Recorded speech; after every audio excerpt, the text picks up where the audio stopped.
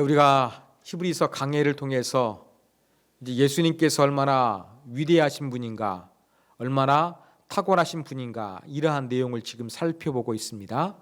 지난 시간 7장에서는 예수님께서는 레위 계통의 제사장들과 차원이 다른 특별한 제사장이다라는 것을 강조하기 위해서 멜기세덱을 이제 구약의 인물로부터 이제 가져와서 설명한 내용을 살펴봤습니다. 이제 8장에 와서는 예수님이 얼마나 위대하신 제사장인가를 설명하기 위해서 이제는 언약이라는 개념을 사용합니다. 자, 언약 관점에서 예수님이 어떠한 분인가 한번 우리가 1절부터 그 내용을 살펴보도록 하겠습니다. 8장은 이렇게 시작합니다. 지금 말하는 요점, 그러니까 여기에서 단순한 요약이 아닙니다. 요점은 요약한 것이 될 수 있잖아요. 단순한 요약이 아니라 아주 핵심적인 것. 그러니까 지금까지 논의해 가는데 이 중에서 핵심은 무엇이냐? 예수님이 우리의 아주 탁월한 제사장이 되어 주신다. 이것을 지금 말씀하고 있는 것입니다. 그런데 이 탁월한 대제사장 되신 예수님이 지금 어디에 계십니까? 8장 1절에 보니까 하늘에서 지극히 크신 이의 보좌 우편에 앉으셨다, 이렇게 표현하고 있습니다.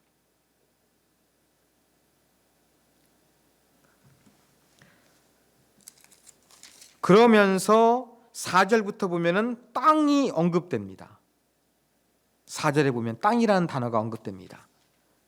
지금 히브리서 설교자는 이렇게 하늘과 땅을 강하게 대조하고 있는 거예요. 그래서 대조를 통해서 무언가를 설명합니다. 예수님은 하늘들 위에 계신 분이신데 어떠한 하늘인가? 바로 2절에 보면 성소와 참 장막에서 섬기는 이시다, 이렇게 표현하고 있습니다. 여기 성소는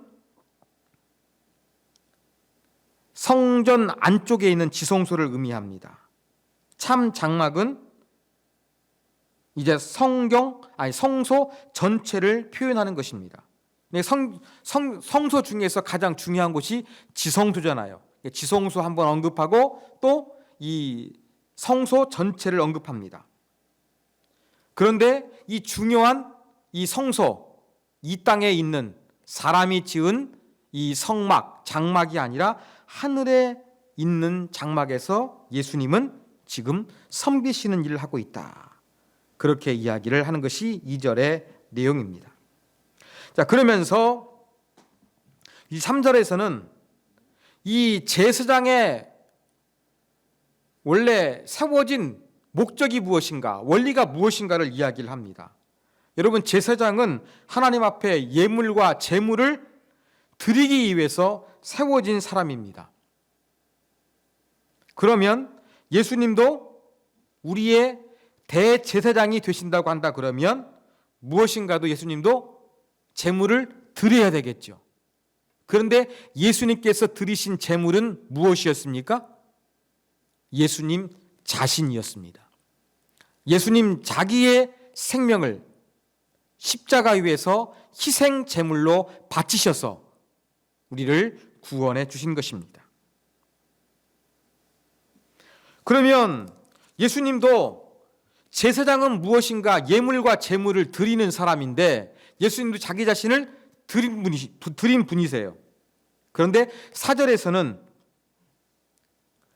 예수님은 이 땅의 제사장은 아니다, 이것을 지금 언급하고 있습니다. 왜냐? 이 지상에서의 그 제사장은 율법을 따라 하나님 앞에 예물과 제물을 드립니다. 그리고 이 땅에 그 제사장 역할하는 사람들은 레위 지파 사람이야만 했습니다. 그런데 예수님은 혈통적으로 유다 지파에 속해 있습니다. 그렇기 때문에 예수님도 뭔가 자기 자신을 들여서 제사장의 원리를 행하신 분이시지만 이 땅에서의 그러한 모습은 아니다. 이 땅에서의 제사장의 역할과 똑같지는 않다. 이것을 지금 4절에서는 언급하고 있습니다. 그러면서 이 땅에 있는 이 성소에서 드려지는 제사가 무엇인지 5절에서 설명을 합니다. 자, 그들이 이 땅의 제사장들이 섬기는 것은 하늘에 있는 것의 모형과 그림자라. 이렇게 말씀하고 있습니다. 여러분, 모형은요, 복사물이라는 것입니다. 그리고 그림자라는 것은 비실체적이고 일시적인 것을 이야기합니다. 그림자가 빛이 있을 동안만 지는 것처럼 여러분, 그림자는 실체가 아니에요. 그리고 이 땅에 있는 제사제도는 복제품이라는 이야기입니다. 왜 그러느냐? 출애굽기 25장 말씀을 인용하면서 하나님께서 모세에게 이 땅에서의 그 성막, 우리가 지금 히브리서 살펴보기 전에 출애굽기를 강의했는데 출애굽기 여러분 머릿속에서 그 성막 그림 떠오르시죠? 그거 모세가 스스로 지어낸 게 아니에요. 하나님께서 전부 다 가르쳐 주셨습니다. 모세야, 이렇게 지어라. 다 말씀해 주신 거예요. 그렇다고 한다 그러면 하나님께서 정말 가지고 계시는 참된 성전이 있는 거예요. 성소가 있는 거예요. 그것을 이 땅에서 살짝 사람들이 맛볼 수 있도록 모세에게 말씀하셔서 복사품 그리고 그림자와 같은 일시적인 것으로 만들라고 하셨다는 것을 5절에서 이야기를 하고 있습니다. 그런데 6절에서는 예수님은 하늘 성소에 섬기시는 분인데 어떻다고요? 더 아름다운 직분을 얻으셨다. 더 좋은 약속으로 세우신 더 좋은 언약의 중보자다. 이렇게 이야기를 하고 있습니다. 더 좋다는 표현이 6절에서 3번이나 사용되고 있습니다. 쉽게 말해서 5절에서는 구약의 이 성막은 복사본이에요. 그림자 일시적인 거예요. 그렇지만 예수님은 이거보다 훨씬 좋은 원본, 실체, 이거와 관련된 분이심을 6절에서는 이제 설명을 하고 있습니다. 그러면서 중보자, 여러분 중보자의 개념이 무엇입니까? 중간에서 사람과 사람 사이에서 이렇게 서로가 연결될 수 있도록 도와주는 사람이 중보자예요. 바로 예수님은 더 아름다운 직분, 더 아름다운, 더 좋은 약속으로서 더 좋은 언약에 이렇게 하나님과 인간 사이를 잘 연결시켜주는 그러한 제사장적인 역할을 하신 분이다라는 것을 6절에서 설명하고 있습니다. 자, 그러면서 이제 7절부터 마지막 13절까지는 이제 언약 개념으로 가지고 돌아옵니다. 자, 지금까지 1절에서 6절까지는 예수님은 이 땅의 그림자와 복사본이었던 성막제도에 속하신 분이 아니라 저 하늘들 위에 하나님의 계시는 하늘 위에 참 성소에서 제사장 직무를 감당하신 분이라는 것을 설명했어요. 그런데 7절부터는 이제 그 언약 개념을 보다 강조합니다. 자, 이 언약 개념을 이야기하기 위해서 히브리서 설교자는 예레미야 31장을 인용합니다. 그러면서 7절 뭘 이야기합니까? 첫 언약, 모세 언약, 시내산 언약, 이런 것들을 가리키는 거죠. 옛 언약이라고도 표현할 수 있습니다. 첫 언약은 무흠하였더라면, 무흠은 흠이 없는 거예요. 그런데 흠이 없을 정도로 완벽했다고 한다 그러면 둘째 것, 새 언약, 이것이 요구할 일이 없었을 것이다. 그렇다면 첫 번째 것은 흠이 있다는 이야기예요. 아니, 하나님께서 율법을 주셨는데 첫 번째 언약이 뭔가 결격 사유가 있겠습니까? 그건 아니겠지요. 그건 아닙니다. 여기에서 흠이 있다는 것을 어떻게 해석해야 되냐면, 자, 하나님께서 모세 언약을 주셨어요. 그런데 그 모세 언약을 인간이 제대로 순종해서 지키지를 못해요. 그 언약에 충실하지 못해요. 약속을 실행하지 못하는 거예요. 그래서 흠이 발생했다는 의미가 있습니다. 또 한 가지 흠이 있다는 이야기는 뭐냐면, 그 구약의 성소가 복사본이고 그림자라고 제가 말씀드렸지 않습니까? 일시적인 거예요. 첫 번째 언약도 하나님이 계획하신 마스터 플랜, 이것이 오기까지 일시적인 면에서 흠이 있다고 표현할 수가 있는 것입니다. 그러한 의미에서 이렇게 새 언약은 한계를 가지고 있다. 그 한계가 바로 무엇이냐? 그 언약을 이스라엘 백성들이 제대로 지키지 못했고, 또 그것은 임시적인 것이었기 때문에 이것은 한계가 있었다. 흠이 있었다. 이렇게 지금 7절에서는 이야기를 합니다. 자, 그러면서 그들의 잘못을 지적하여 말씀하시되, 자, 흠이 있는 부분에 대한 이유를 이야기합니다. 그러면서 8절에 보니까 새 언약을 맺을 것이라고 이야기합니다. 이스라엘 집과 유다의 집, 이스라엘 12지파를 의미하겠죠. 새 언약을 맺을 것을 이야기합니다. 그런데 9절에 보니까 이제 새 언약은 애굽 땅에서 인도하여 내던 날에 그들과 맺은 언약, 7절의 첫 언약 모세 언약을 이야기하죠.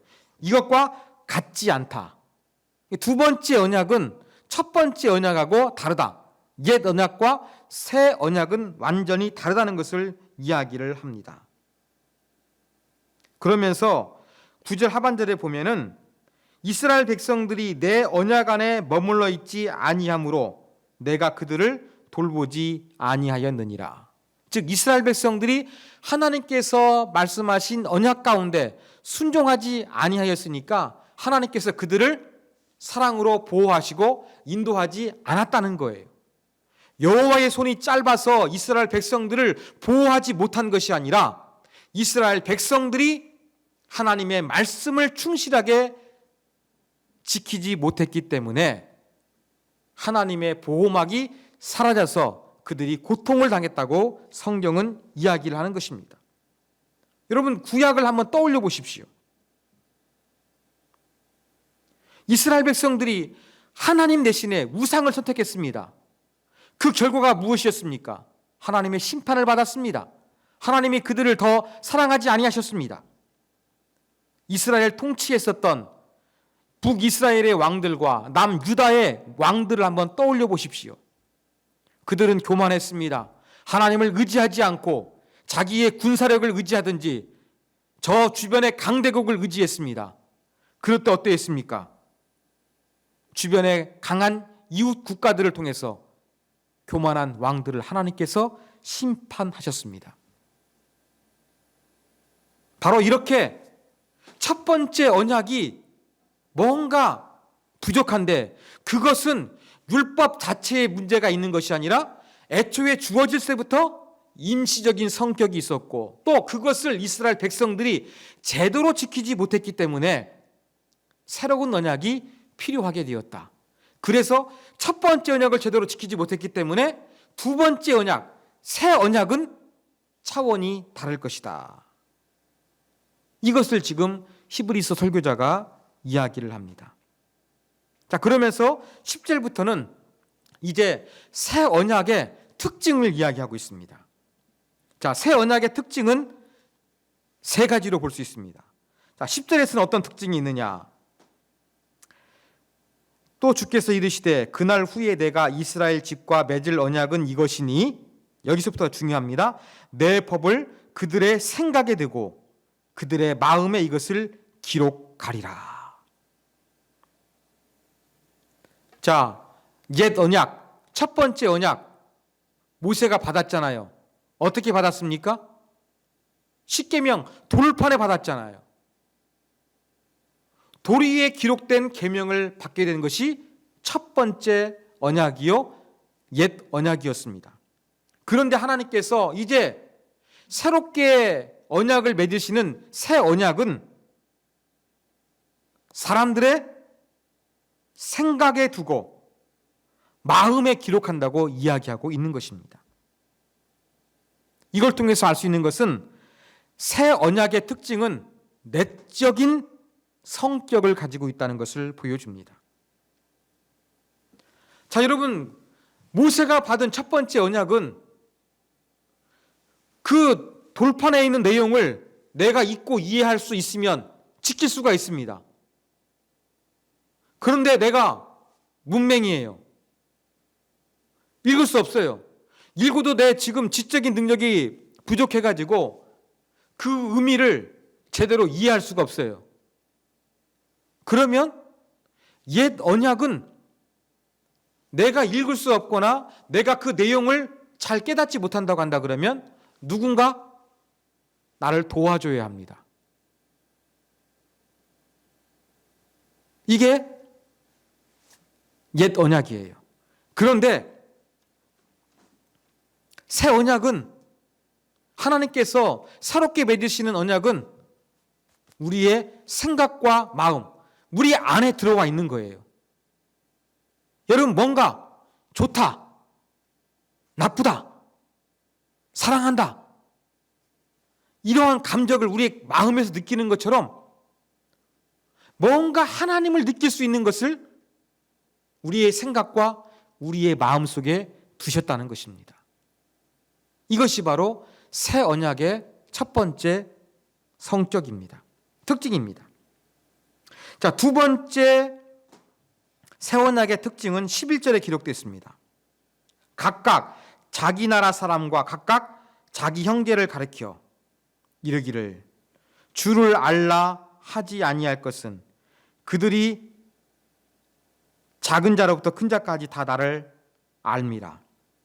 세계 모든 사람들이 주님을 알라고 말할 필요가 없다는 거예요.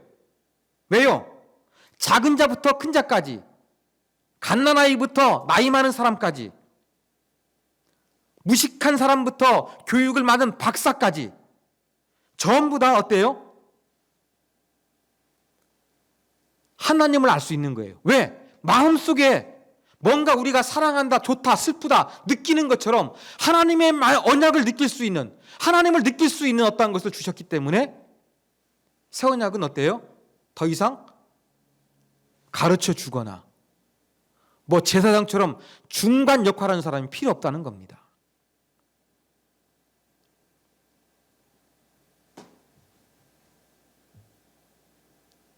그래서 새 언약의 두 번째 특징은 무엇이냐면 보편적인 거예요. 어떠한 특별한 사람들, 교육받은 사람들, 엘리트 집단들, 어떠한 히브리어를 잘하는 사람들 관계없어요. 히브리어 몰라도, 많이 못 배웠어도 우리 마음속에서 하나님을 느낄 수 있는 그 어떠한 것이 있는 거예요. 이게 바로 새 언약이 가지고 있는 보편적인 특징이다. 이렇게 우리가 한번 정리해 볼 수가 있겠습니다. 자, 이제 12절에는 세 번째 특징이 기록되어 있습니다. 내가 그들의 불의를 궁일이 여기고 그들의 죄를 다시 기억하지 아니하리라.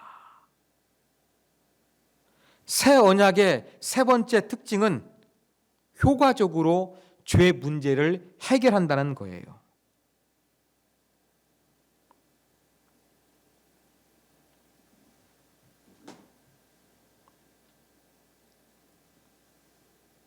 자, 옛 언약에서는 죄 문제를 해결하기 위해서 어떻게 해야 되겠습니까? 일단은 율법을 철두철미하게 지키려고 노력했어야 하는 것이 첫 번째 우선순위였어요. 그리고 하나님께 율법대로 살지 못했으면 속죄제, 속건제를 드려가지고 하나님께 용서를 구해야만 했습니다. 율법을 철두철미하게 지키려고 노력하는 것, 이건 인간의 노력에 달려 있는 거예요. 그런데 새 언약은 어떻습니까?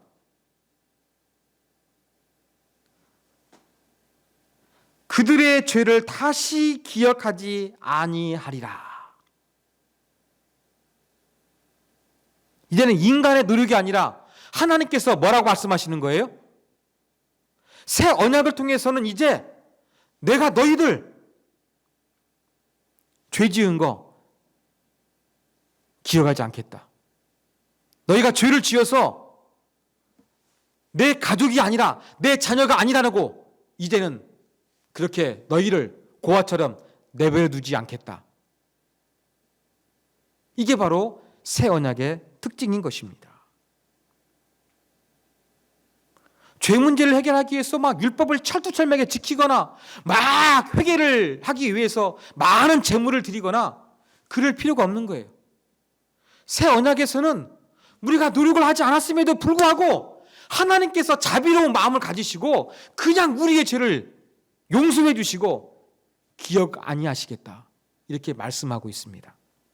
그러므로 새 언약의 세 번째 특징은 죄 문제를 효과적으로 해결하는 그러한 특징을 가지고 있습니다.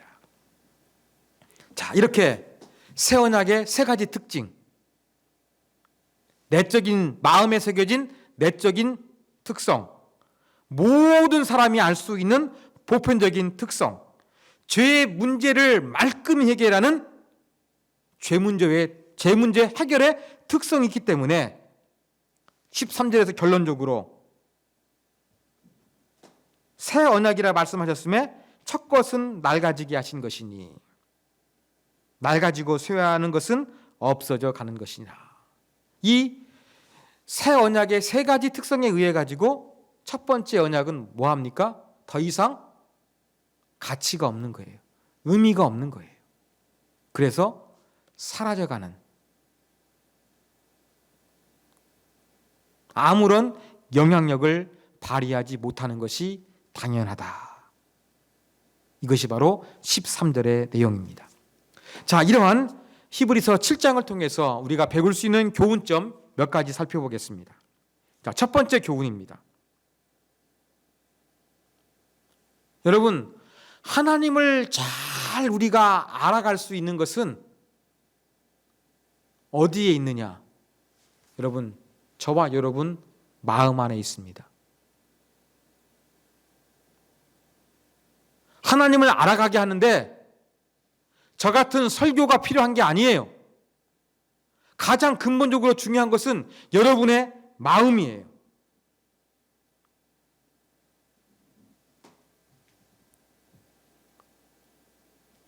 하나님을 알아갈 수 있는 내적인 요소, 내적인 특성, 여러분 마음 안에 있다는 것이 가장 중요합니다. 그래서 하나님을 알기 위해서 여러분 가장 필요로 하는 것은 여러분의 마음입니다. 잠언 4장에 보면 이런 말씀이 있습니다. 무릇 지킬 만한 것보다 내 마음을 지키라. 생명의 근원이 이에서 남이니라 말씀하고 있습니다. 여러분 마음을 지키십시오. 여러분 마음 안에서 생명의 근원, 하나님을 알 수 있는 그 아름다운 것들이 담겨져 있습니다. 새 언약 시대를 살고 있는 저와 여러분, 우리 마음속에서 하나님을 알 수 있는 것이 새겨져 있습니다. 성령 하나님께서 우리 안에서 그렇게 이것을 가지고 역사하고 계십니다. 그러므로 우리는 내 마음 안에서 하나님을 풍성히 알아갈 수 있도록 내 마음 속에서 성령으로 충만해지면 되는 거예요. 찬송과 가사 중에 이러한 찬양이 있습니다. 내 영혼의 극히 깊은 데서 맑은 가락이 울려나네. 여러분 마음 안에서 하나님을 알 수 있는 그 맑은 가락이 울려났으면 좋겠습니다. 막 뜨거운 찬양을 통해서, 막 설교를 통해서, 나의 뭔가 노력을 통해서 이렇게 하나님을 알아가려고 할 것이 아니라 하나님을 알 수 있는, 하나님을 사랑할 수 있는 그 어떤 것을 내 마음에 기록하여 주셨는데 내 마음 속에서 자연스럽게 하나님을 알아가는 것이 깊어지고 풍성해지도록 나를 붙잡아 주시고 주의 성령으로 충만케 하여 주시옵소서. 이것이 바로 우리가 첫 번째 가져야 될 영적인 교훈입니다. 자, 두 번째 교훈은 오늘 말씀을 통해서 여러분, 복사본보다 원본을 붙잡는 신앙생활을 해야 한다는 것입니다. 제가 지금 교회 근처로 이사하기 전에 살았던 아파트 앞에는 토요일 날이 되면은 이렇게 봉고차 하나가 서 있고 막 그림이 쫙 전시되어 있습니다. 그 그림들 보면은 세계 명화 많습니다. 그 세계적인 명화들을 그냥 저희 아파트 단지 앞에서 쉽게 살 수가 있었습니다. 일정 금액만 지불하면. 그런데 그 아름다운 그림들 원본입니까? 가짜입니까? 가짜입니다.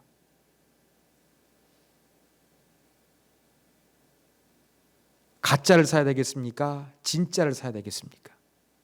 진짜를 붙잡아야 되는 것입니다. 여러분, 오늘 말씀을 통해서 옛 언약과 새 언약 너무나 다르다. 그 세 가지 특성을 우리가 살펴봤습니다. 이것을 통해서 옛 언약은 낡아지고 사라져 가는 것이라고 우리는 배웠습니다. 그런데 신앙생활을 함에 있어서 자꾸 원본을 붙잡는 것이 아니라 복사본을 붙잡려고 노력하는 사람이 있어요. 완전한 새 것을 붙잡으려 하기보다는 옛날 것을 붙잡으려고 노력하는 그런 사람이 있습니다. 자꾸 율법적으로 신앙생활을 하려는 그러한 모습이 있는 것입니다. 아무런 효력도 없고 아무런 능력도 없는 그 옛 언약이 나를 지배하고 내 신앙을 강화시키는 것처럼 착각해서 자꾸 행위 구원으로 나아가려는 그러한 사람들이 있습니다. 사랑하는 여러분, 여러분 속에서는 성경이 말하고 있는 원본이 아니라 자꾸 옛 언약과 낡아지고 없어질 복사본을 붙잡고 씨름하는 신앙생활이 아닌지 우리 각자 돌이켜봤으면 좋겠습니다. 뭔가 행위를 통해서 열심을 내려는 것보다 예수 그리스도를 붙잡으십시오. 예수 그리스도를 깊이 있게 느끼시고 체험하십시오. 이게 바로 성경이 말하고 있는 원본이라는 사실을 우리가 기억해야 되겠습니다. 마지막 세 번째 교훈입니다. 우리의 죄를 용서해 주시는 하나님의 은혜에 감격하십시오. 자, 오늘 말씀 보니까 옛 언약을 줬는데 이스라엘 백성들이 잘 지켰습니까? 못 지켰습니까? 못 지켰죠. 여러분 자녀를 양육하실 때 자녀들이 제대로 그렇게 뭔가 부모의 말씀에 따르지 않으면 어떻게 합니까? 혼내지 않습니까? 매를 때려서라도 아이를 바르게 그렇게 교육하기 위해서 여러분 노력하시지 않습니까? 그게 일반적인 교육 방식이잖아요. 아니, 옛 언약을 주었는데 율법을 지켜서 잘 지키라고 했는데 율법을 잘 못 지켰어요. 그래서 하나님이 돌보지 않은 것 사실이에요. 그럼 하나님의 심판을 받아가지고 모든 상황이 끝이어야 되는데 하나님 어떻게 하셨어요? 심판도 약간 하셨습니다만 하나님이 그 다음에 하신 건 무엇이냐면 새 언약을 주신 거예요. 첫 번째 언약을 못 지키니까 그래? 너희들 그러면 내가 새로운 거 줄게 하면서 하나님께서 새 언약을 주신 거예요. 그럼 새 언약을 주시면서 하나님 어떻게 합니까? 완전히 용서해 주시는 거예요. 첫 번째 언약도 제대로 못 지킨 사람인데 새 언약을 맺으시면서 주님이 말씀하신 것은 무엇이냐면 너희 죄를 기억지 아니할 것이다. 이렇게 말씀하고 있는 거예요. 와, 저는 여기에 하나님의 사랑이 있다고 생각합니다. 그래서 기독교는 사랑의 종교입니다. 우리가 하나님의 언약을 잘 지키지 못했음에도 불구하고 하나님은 예수님을 통해서 우리를 구원하시기 위해서 새 언약을 맺으셨고 이 예수님의 십자가의 죽음 때문에 우리로 하여금 내가 가끔 하나님의 뜻에 순종치 못하고 내가 가끔 세상을 따라서 타협하고 내가 하나님의 말씀에 철두철미하게 순종치 못하고 넘어지고 실패하지만 그래도 궁극적으로 하나님께서 나를 사랑하시고 버리지 아니하시고 성수야 내 죄 내가 기억지 아니할 거야. 더 많은 용서를 약속해 주셨습니다. 이러한 말씀을 통해서 우리는 하나님께 제대로 순종하지 못해도 우리의 죄를 완전히 용서해 주시는 자비와 사랑의 하나님, 그 하나님의 은혜에 감사와 찬양과 영광과 존귀를 올려드려야 되지 않겠습니까? 새 언약은 이렇게 아름다운 것입니다. 하나님의 사랑은 이렇게 율법을 제대로 지키지 못하는 자들이지만 이러한 자를 마지막에는 완전히 용서해 주시고 품으시는 하나님의 은혜와 사랑임을 우리가 반드시 기억하면서 하나님께 감사하고 하나님을 찬양하고 하나님께 영광 돌리는 성도의 삶을 살아야 할 것입니다. 이것이 오늘 말씀을 통해서 배울 수 있는 세 번째 교훈입니다.